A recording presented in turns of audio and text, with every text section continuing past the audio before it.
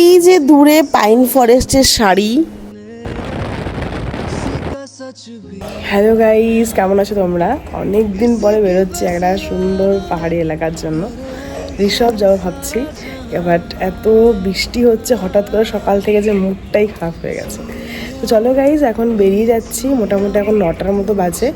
আগে দেখি ওয়েদার কেমন পাই ওখানে। আর তোমরা জানোই ঋষভ লাভা মানে একটা দারুণ সুন্দর জায়গা আমাদের নর্থ বেঙ্গলের জন্য। তো চলো গাইস, বেরিয়ে যাই।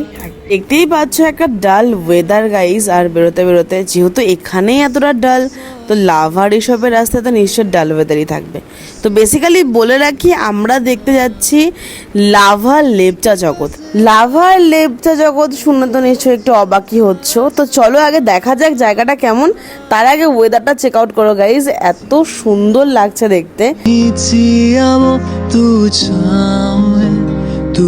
আজকে পাহাড়ি দৃশ্যটা যে কোনো জায়গা থেকে দেখলে যেন মনোমুগ্ধকর লাগছিল। আমি চালসার আশেপাশে রোড থেকে দেখছি জায়গাটা, দেখো এতটা সুন্দর লাগছে।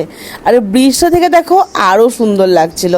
জানি না লাভাতে আমরা কি পাবো, বাট ওয়েদার এখনো ডাল, ভালোই লাগছে কারণ রোদ উঠলে যাতায়াত করতে খুব প্রবলেম হয়। মালবাজার থেকে বাদিকে ঢুকে গেলাম, লাভা রাস্তার দিকে যাচ্ছি।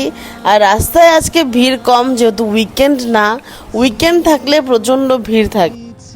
অনেক দিন পর এই সবুজে ঘেরা জায়গাগুলো দেখতে পাচ্ছি। চা বাগান এত সুন্দর করে সাজানো, সব কিছু ভীষণ ভালো লাগছে। আর ভীষণ ভীষণ হ্যাপি লাগছে গাইস। দেখতেই পাচ্ছ আমার এই খিলখিল করা হাসিটা।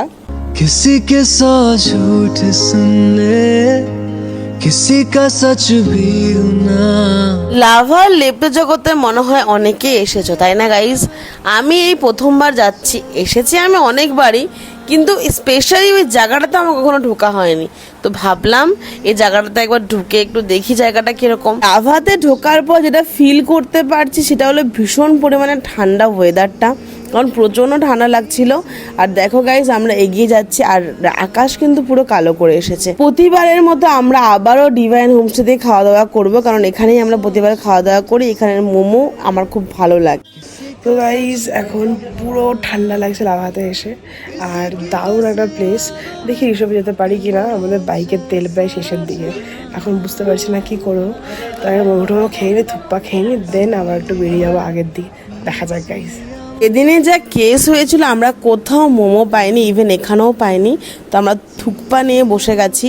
আর এই পটটা দেখো কি সুন্দর লাগছে। যাই হোক বন্ধুরা, বেরিয়ে বললাম আবারও আমরা সেই লেপচা জগৎ অর্থাৎ লাভার লেপচা জগতের উদ্দেশ্যে। আর জ্যাকেট আনেনি, তাই রেনকোট ভরসা ঠান্ডাতে। আর এই দেখো জায়গাটি একদম লাভা মানেই আমরা জানি পাইন ফরেস্টের একটা সৌন্দর্য।